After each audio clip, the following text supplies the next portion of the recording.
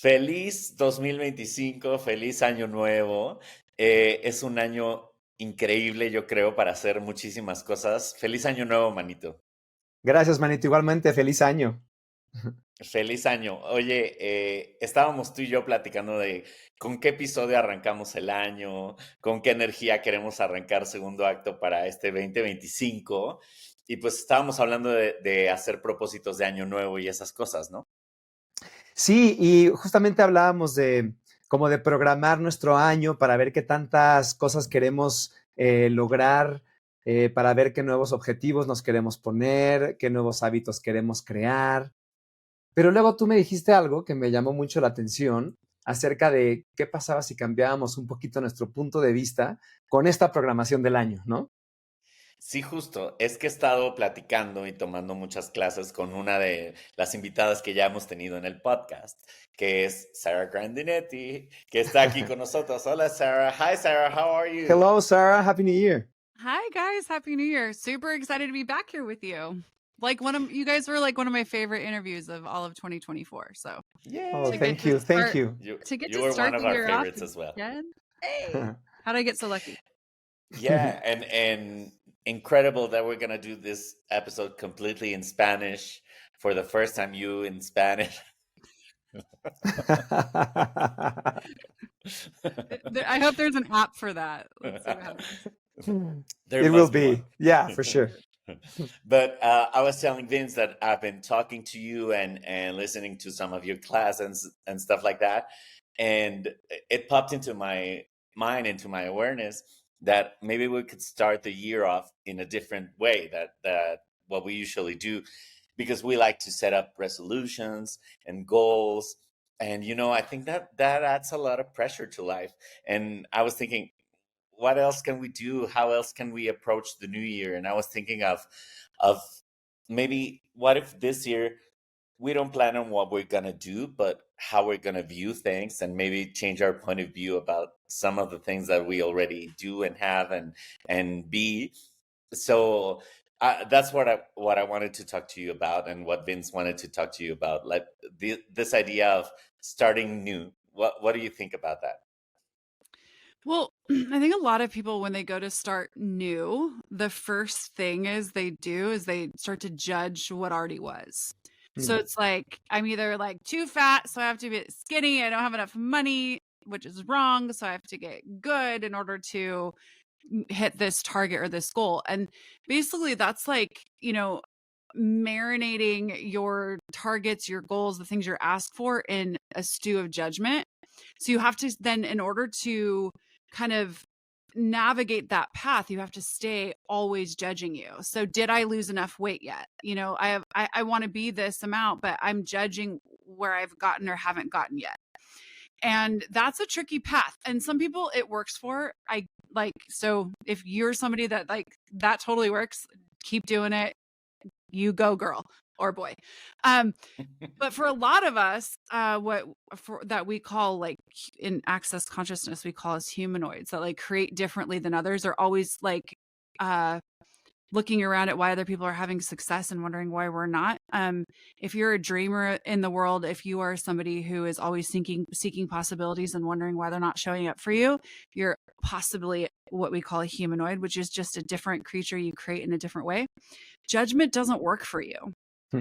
And you keep trying to use it. You keep trying to use it so that you can be like everybody else and hit your goals or your targets like everybody else. And I'm here to tell you that if you stop judging you as your first target of 2025, the things you're asking for can find you much easier along that meandering path to possibilities.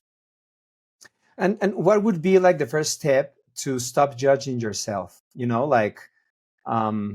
Because you're so on a habit of judging yourself and touching guilt if you don't achieve the things you wanted to do or something. How can you let that go, first of all?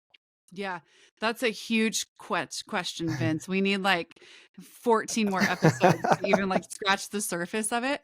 Okay. But what I would say is that first of all, it's like a demand, and the caveat to that is most people will go, I'm going to stop judging myself. And then the minute judgment comes back in, they use judgment to get out of judgment. So they're like, Exactly. I'm bad and wrong because I judged myself again, right? And then you're like continuously looping. So for me, the first choice is like, I'm going to choose this year to be kinder to me than I've ever been willing to be before. Kinder than anybody. Even if you had like a wonderful, nurturing mother who just adored you and didn't judge you, kinder than that. So how would you treat yourself in the way that you always knew you should be treated and weren't? And that is with an amount of allowance. That's looking at, so that's one of our elements of intimacy that we talk about in Access. There's 5. Gratitude, honor, trust, allowance, vulnerability, and gratitude, honor, trust, allowance, vulnerability. That was 5. Did I do it? Yeah. Okay. I'm like, if I'm missing one, sorry. But having allowance for yourself and being like, okay, you know what? Like I judge myself there. That doesn't make me more wrong. It's what would I like to choose or what would I like to put in its place? And then you just ask, you go, hey, universe, show me where I'm judging myself. Not to smear your face in it so that you can be aware of it without judging it. And then you start to just make a different choice in the moment. I think a lot of like self-help things out there are like very hindsight. Like, let's look back over your past and look at like what you did and what you could have done different. And Access tools work best when you use them in the moment when something's happening. So you ask a different question, get a different awareness. Yeah, and it also feels like a never-ending battle if you start digging your past and whatever. Like, you're never gonna stop because there's so many things that happened and could have gone differently and whatever. And sometimes you're like, no, but right now, why do I do right now? And I love that. So for me, to recap that, for me, the message was just be kind to yourself and ask the universe to show you where you're judging yourself, and just getting that awareness that'll open up things, right? Yeah. And basically any judgment. So most people are like, judgments when I'm thinking I'm bad and wrong. So judgment is anything on that spectrum. So right, wrong, good, or bad. So we often will, the trap of judgment is I hate feeling bad and wrong, or that hurt somebody, or that didn't create the result I'd like to have. How do I get right and good? And right and good is only available if you have bad and wrong. So True. right. So like darkness only is dark because we know what light is. So if you drop, it's not doing one in favor of the other. It's getting aware of the whole kind of spectrum of where, if you're targeting right and good, you're actually staying tied to bad and wrong. That's the like weird dystopian type of situation that we have here in this reality. So what does it look like to have the allowance, the space, the lack of judgment, the like inquisitive curiosity that you could have about your choices and be like, wow, what was I aware of when I chose this? Ooh, I thought it was going to create that, and that is not what it created. What would I like to create now? And being kind to you along the way. Yeah, and open yourself to the possibility that, as you said, things are not black or white or right and wrong. They just are. This is what it is, and start from there. I love that. Yay. And it's like letting go. No, I mean, let go of many things. First of all, judgment. What other things can we let go? There's a big conversation that's happening right now within Access Consciousness about stories. And it's been so enlightening, like from a like a childlike wonder, a curiosity. You get a new toy, you get whatever you enjoy. Like, I know, Vince, you love to ride bicycles, right? Like you're Yes, I do. Right. So you either get a new bike or you get a new thing for your bike or for your ride, and you get really inquisitive and curious about it. And so the excitement around stories for me is like, wow, this goes like really deep. And also it is so fun to like uncover it like its own unboxing, because we've been taught who we are based on a story that was written before we were born. Like your parents came together, they created their story, right? And then they had a projection of your story, what it was going to look like and what they wanted you to be when you grew up, all the things, right? And then you kind of just fit that character. And that character comes with lots of different attributes, lots of different like beauty. And then also, how a character in a film, will have its high and its low, the story. Yeah, the dark Yours night of the journey. soul and everything. Yeah. Yeah. Because I was telling Vince about stories before, and it's funny because he's studying screenwriting course, and he's starting to write his own scripts and all that. So I was like, it has to do with that. Yeah. Yeah, exactly. So character development, right? So Yeah. you'll put and you have to bring that character to life. You have to give it these different quirks, these different personalities, these different things that makes the reader or the viewer, whatever you're writing, right? Like fall in love with that character or despise that character because it fits the storyline. So if you look at our lives, like so much of that is based on like who, what, where, when, why we were born, you know, what our influence was. And so then we take that character. And you know, characters who've been like typecast, like they'll go into another role and they're like, you can't be a villain. You're like the nice guy, right? Yeah. So you try to create something new in your life, or, you know, you start asking for something new for 2025. And a lot of the things that you will think are possible for you are the things that match what your character would choose, what the story tells you is possible. But if you go outside the story and you're like, okay, if I was never written into this story, me as a being, what would I like to create and choose? And that is a totally different playground. Okay, so letting go of your own story and try to rewrite, or just don't try, just rewrite it as you walk the path. I mean, yeah. Okay. But like, even look at the closest relationships of like the people you live with. Okay. So you're in a relationship, you wake up every day, you see someone that you totally adore. They have a story about you too. You've taught them how to treat you based on your story. Right. And you have a story about them. And part of like relationship in this reality is very much like, oh, I know how they will respond. You know, have you seen those things, like those reels? I saw one today that said, if you know your girlfriend so well, what puppy would she rescue? And then you have to pick which puppy your girlfriend. Yeah. Or at a restaurant, when your boyfriend or girlfriend's not there and you have to order for them, you're like, oh my God. Yeah. What would they order? But you're a really, really good boyfriend or girlfriend if you know what they like. Yeah. Okay. Yeah. So they've trained you well. They've trained you to know and predict them, which all of that, and this is very deep conversation for a podcast, but here we are.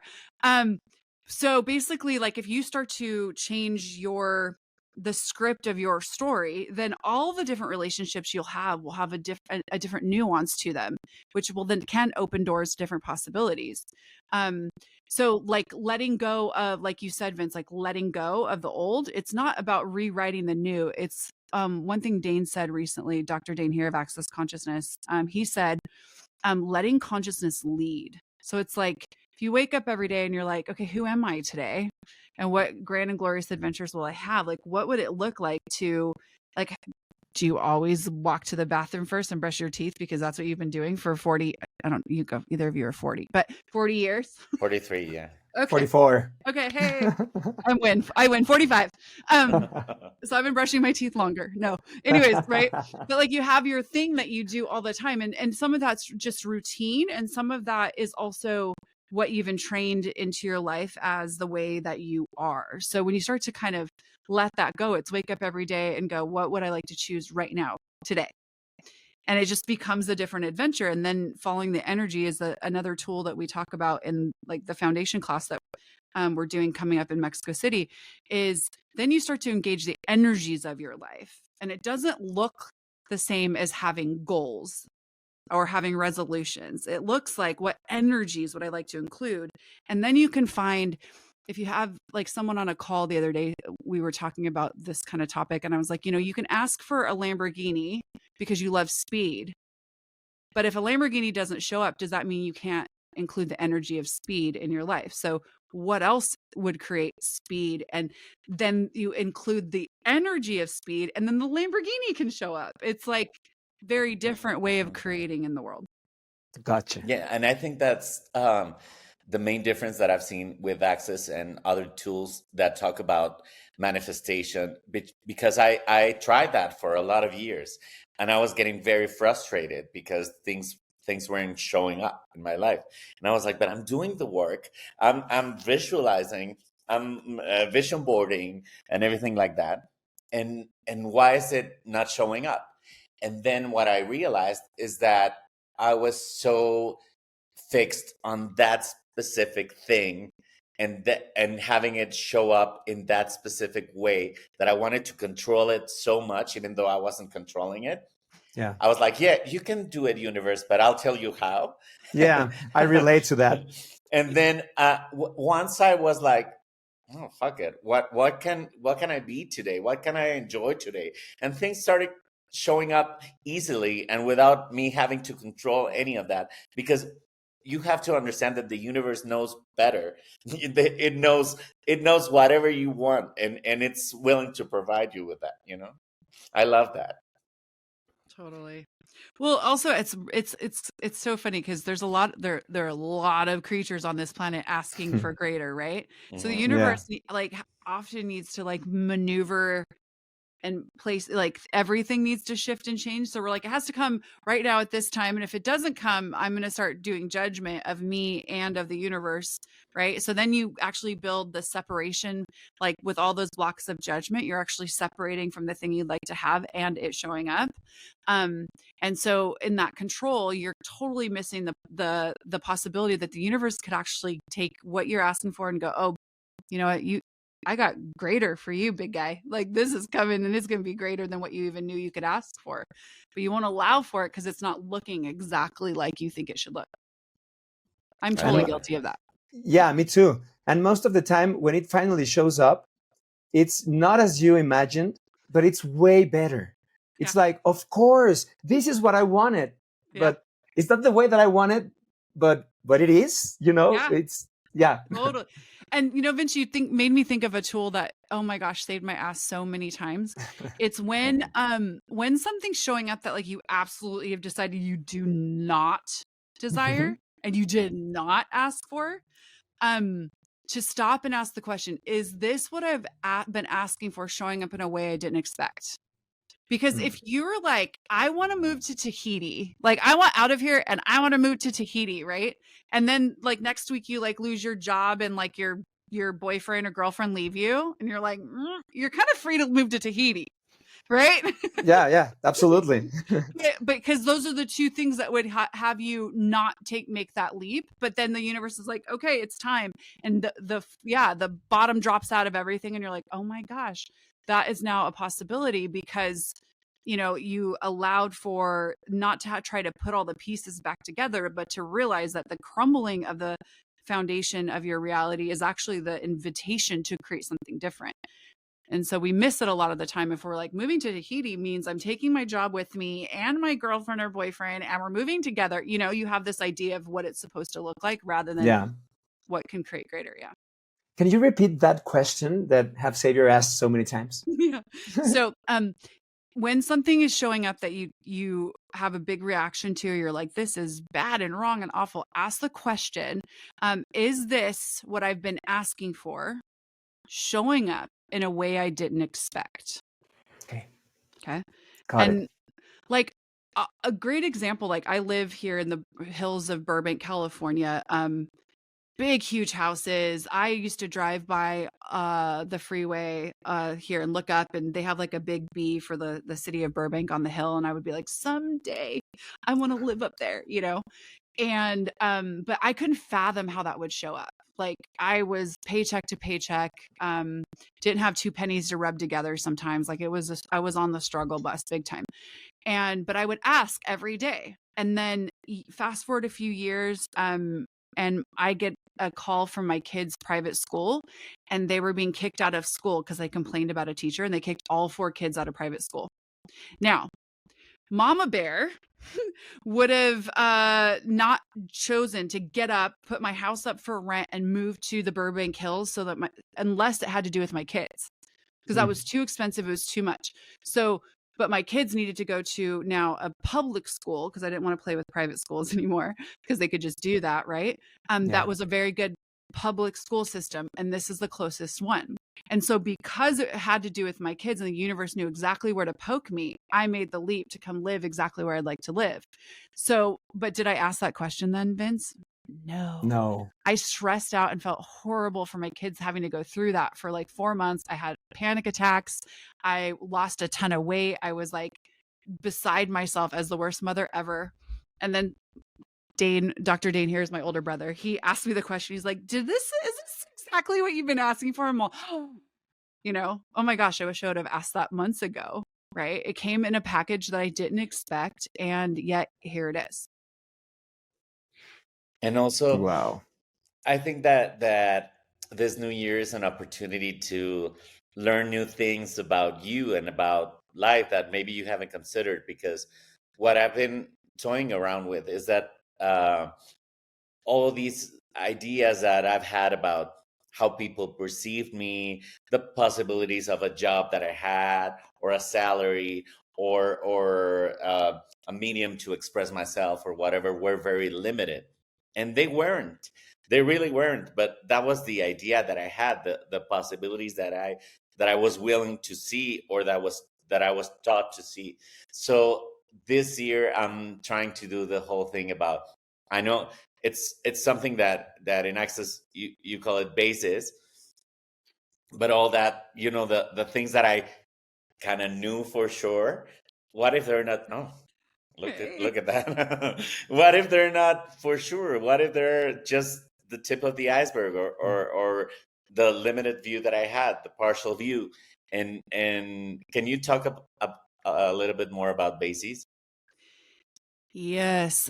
So bases is that thing where you're like, we even have it come out of our mouths in English. I don't know how it works in Spanish, but we're like, based on the fact that, I found this based on. We have in Spanish, most people say it wrong, because they say en base a, and it's con base en. And it's con base en, and that's one of my biggest pet peeves.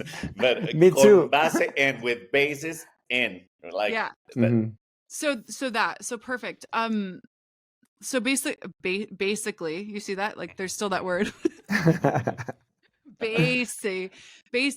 So what got explored this year or last year in 2024 is that you have a lot of like foundational things that you've made true, and that you don't question. So that is like sitting underneath everything. So based on your religion, based on your family, based on your point of view about you, based on your idea of how the universe works, based on so then nothing can ping off into a greater possibility based on the soil that you're basing everything else on. And you're trying to grow something different, but you're basing it on something that is actually a lie or not true for you.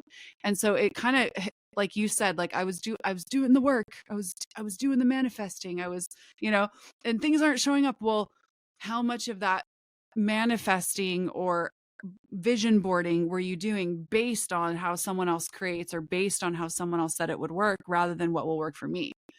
And that in and of itself is also, a big deep dive to do. We probably need 14 more episodes for that as well, because there are so many things that you haven't even come to realize that you have based your whole reality on. But do you think starting in a starting point that someone teaches you how to do things that works for them, I mean, how can I, ¿cómo lo digo? Like that can be a starting point for you in order to know what works for you? Yes.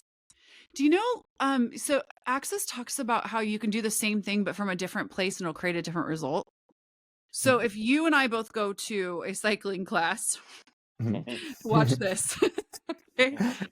Based on your experience, based on what you know and your enthusiasm for cycling, we're going to have a totally different outcome, because you're you, I'm me.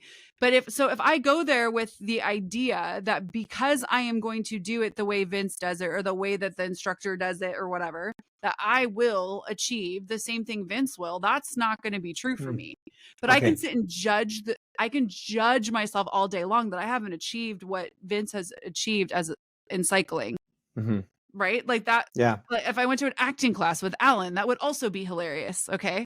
Like, cause that's not where I've put my time and energy into what is my capacities. Okay. Mm-hmm. But I could probably take you both to a hairstyling class, and we could kind of see who, comes out on top there on how to cut hair. Right. Cause that's where I put my time and energy. That is all to say as an analogy that in the world, like Alan could be like, oh, I'd like to have more. What are other people creating? And they go, oh, well, I do this manifestation thing. And someone else says, I do this access bars thing. And someone else says, I use Reiki. all things that you can add and create. But if they're not what actually is going to inspire you, then you're kind of just setting yourself up for a place to judge yourself as not getting it right like everybody else. Back to the judgment thing. Mm-hmm. Okay. Cool. Okay. Yeah. Gotcha. So being inspired, it's very different. And I say a lot, I've facilitated a number of classes around competition because it's so interesting how people, when we're little kids, we get inspired by our friends. Like you're a little 8-year-old and they're like, watch me climb this, tree. And you're like, oh my gosh, that means I can climb a tree. And you go climb a tree. Mhm. Right. And then at some point there's this place where inspiration turns into competition. Mm-hmm. And now it's like, I can do it better than you. And you used to just go, oh my gosh, look what he's doing. I wonder how I could do that too. Or how that would work for me. Oh, then you go to climb the tree, the metaphorical tree of your life, and you're climbing it and you're learning things about you and things that you didn't know that you knew at every, limb that you grab onto. So I say that because somewhere inspiration gets really tweaked and weird, but if you allowed someone else's experience with something like cycling to inspire you to what you know about it, then you're constantly opening doors that other people can point out for you, but you are going into it as how does this work for me? And how do I expand on it from what I know? Okay. Yeah. You And have to change the also, point of view. yeah, and I also think that most people's resolutions or goals for the new year have to do with competition as well. Like we're constantly comparing ourselves to others, like I want to do what he did or what she did or what he achieved or how he achieved it or whatever. And I think that's really freeing to know that you can get to different things, similar things, or that vibe in the same energy, but not the same way. And you can do it on your own terms. Totally. Right?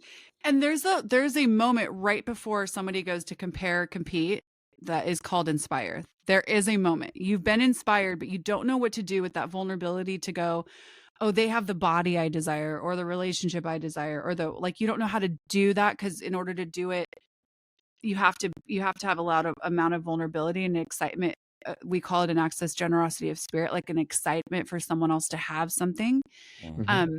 And so because we haven't developed that we're entrained kind of out of it, that like to each his own, go get your piece of the pie, like that type of separation stuff has been kind of drilled into us. Only one prize at the end of the race, all those things, right? Yeah.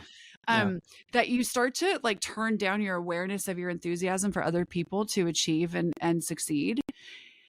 But I would ask any of your listeners right now, and we can all do this, like look at a moment recently where you saw something or someone having something that you would like to have, and where you might have gone to, oh, why don't I not have that yet? Or why isn't my body looking like that yet? Or why isn't my bank account looking like that yet? And you tweaked it just before, I promise you can go just before. There's a nanosecond we're skipping over to go into that reality of compare and compete, that you were actually inspired knowing it's actually possible. That can be created. And if you start to take that even if it's microscopic and you're like, I don't believe you that it's there, Sarah, but you start to pull out the corners of that and expand that in your world becomes so much greater because people start to become really excited for you to achieve as well, and you to create as well.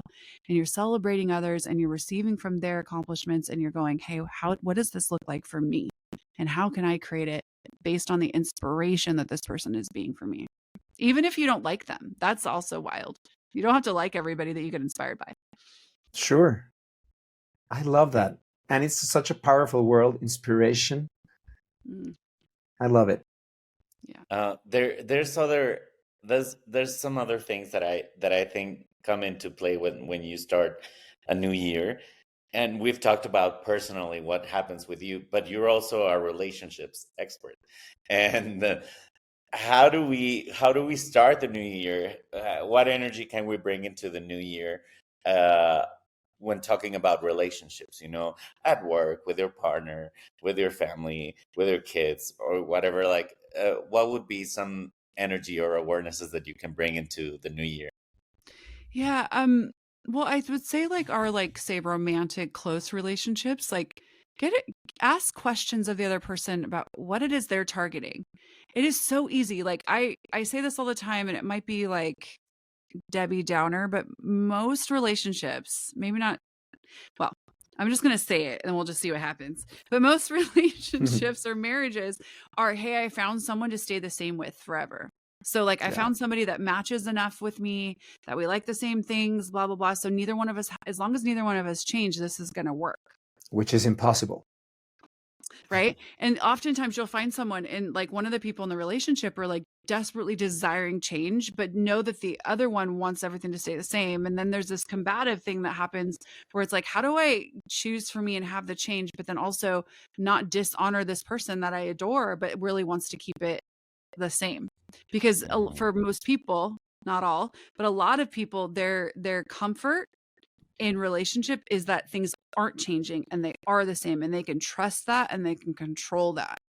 And so they have a sense of peace and ease in the relationship. The moment someone else starts to change, you're like, wait, where do I fit in your world if you're not the same person? Okay, I say all that to say, as we start the new year, what would it look like to have intimate, vulnerable conversations that ask the other person, like, hey, I'd love to know what you're targeting. What would you like to create this year? And how can I support it? And sometimes how can I support it might be just not having a point of view, not trying to stop it. Not, if Vince is like, I want to, I'm going to use your cycling forever every time we talk. He's going to like cycle all around Europe and he's going to be gone for 2 months. Like his partner might just be like, cool, go. Not, hey, I need to go cycle with you, or, I'm, because that's not exactly what we're asking for either. It's like just look from that walls and barriers down and ask that question, like, hey, what are we targeting? What are you targeting this year? And how can I show up for you? And is there anything that you require from me going forward with our relationship? Like, what does our relationship require? These are questions people stop having when they have like tied the knot or got committed, moved in, whatever the significance is in the relationship.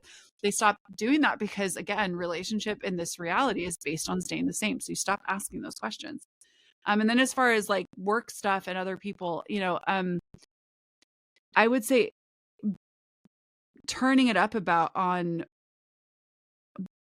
asking to be more of you, stepping out of judgment, like we talked about in the beginning, and then asking to be more allowance for people to get messy. That is like one of my biggest things, is like, where can I support people allowing themselves to like get messy and explore? And so inviting to that space, you'll find a lot of people will start to lower their walls and barriers and receive you more. And then you can also, ask to receive them more. I love that. And that is so kind. Like the way to show someone you love them, just to, hey, where are you going? What are you aiming for? How can I be there for you? I think that's true love, instead of trying to control somebody or like you have to like join their every hobby. You know what I mean? Like, exactly. Yeah. That would be miserable. Yeah, go do your thing. I'm going to be here. I support you. It's fine. Yeah, go and grow. And you can look at, if it's fun for you, like look at what you guys, like if you're in a relationship, like what would be a target as a couple that you would like to do together, like, I have house things that are going on, and I, I've talked to my husband over the last like 2 weeks of holiday or whatever. I'm like, hey, what would you like to create in the house? Like what would light you up to have or whatever, so we can have targets like for the house. It's not that like we have the same thing all the time. It's like, what would create for you, would create for me, and then how do we support that? And that just gives you way more space to explore what it is you want to explore as you, while you're supporting them. Yeah, for sure. And before we go, I want you to talk to us about two things that I think are really exciting, because you're coming to Mexico City again to teach a foundation class. And I want you to talk about what that is and what happens during a foundation class, which I've already done, not with you, but I'm really excited to do it this time with you. And the membership that you have, because you have a membership where we can get 2 calls with you every month. And can you talk about that? Yeah. So the foundation class is so much about what we've been talking about. It's looking underneath everything. It's for the brave and the courageous. because it goes in and it kind of rattles up your foundation. It has a manual, but no two classes are the same. So it's not like, it's an exploration of everybody who's in there, the questions they're willing to ask, the things that they want to change in their life. And we look at the energetics that are creating it. I'm still shocked that I do this work, because I absolutely was like, tell me how to do it. Give me the step 1 through 10 and I will follow it. And hopefully that will create what I'd like to have. And as I've dove into the body of work of Access Consciousness, seeing how much, like how everything is about the energy and about knowing, what energies create for you, and then kind of being willing to clear the ones that are totally stopping you, that you had blinders on, you didn't even know were there. That's what the foundation class does. So it's 3.5 days. You receive a lot of tools, a manual, and a lot of change if you're desiring that. And we also do energetic body work during that class as well. So you learn those tools. And then the Potency Project, where you get 2 calls a month, that's $27 US. And we talk about, being what potency is, because most people have misidentified that as anger, and they walk around very suppressed at the world when they are actually carrying around the energy that they require to change everything in their life, but they're calling it anger and they're storing it away. So it's kind of a constant exploration of that. And then we have another one that is going on for a couple more weeks, Pragmatic Magic University, that is free for anybody. It's translated only into Spanish. And it's kind of a random come play. And I think we're going to continue it. So cat's out of the bag there, of exploring the tools of Access Consciousness and making them palatable and easy for anybody and everybody to choose. I love that. And I love that it's in Spanish as well, because there's a lot of people that are listening to this or that watch the show that definitely want to explore that, but want to be more in a Spanish speaking environment. So I love that. Cool. I love that. What did you think, Vince, of these tools? Well, I think they're so powerful that I'm, because of you, I'm getting a little bit more deeper in Access Consciousness. Sometimes I don't understand. Sometimes I get it, a little bit, but I've been doing it. I've been asking questions in my journal every day, maybe since the first time you told me about this, Alan. And then I went to Dr. Dane's speech and the course. Class, the class. And so, I don't know, it's so many tools and so many different ways to approach life, to approach decision-making, to approach possibilities, that I think it's very powerful. And I really would like for people to have access to that, Yeah. Well, if I could tell you, I don't know if I told you guys last time, but Dane, Dane's my brother, and he first found the tools. And I was very much like you. I was like, well, there's a lot of tools, and okay, I'll be over here and I'm going to take it slow. I took it slow for a very long time. And the tools seemed like they were for a certain species of person that I was not. I can't explain that, but I was literally like, Dane's always been a little bit weird. Right. And it was for those types, whatever that is. I don't even know, but it was my separation. And so it took me a really long time to maybe wonder if these tools were for me. I wasn't journaling or doing what you're doing at all. I was completely avoiding it. But then when I dove in, saw my life change rather rapidly, very quickly. I was like, okay, there's something to this. Then I committed myself to making the tools pragmatic and easy and digestible, because as I would hear other people would go so over my head, and I'm like, it's too much. I can't receive it in the way that I require to. So that's basically what I'm excited about, with this foundation and all the other things that we talked about, as far as things we have going on, is getting people like you, Vince, who are so open and so excited and willing to receive new information. You don't have a fight in your world anytime I've talked to you. It's oh no, yeah. But do you realize how many people are not like that? Yeah. I know, of course. Yeah. So you're there and you're leaning in and those people having the space and ease to access what they know about these tools, because you know something about all of these tools that none of us know. Just putting that out there. Yeah. Just there. Well, I love it. I want to end this saying, what else is possible for us in this new year? What are we going to be talking about next year, going into next year? Like that excites me to think of everything that's going to happen this year and the magic we'll encounter this year. So thank you so much, Sarah. And the fun we're all going to have this year, for sure. Yes, amazing. Thank you for thank you doing guys. this.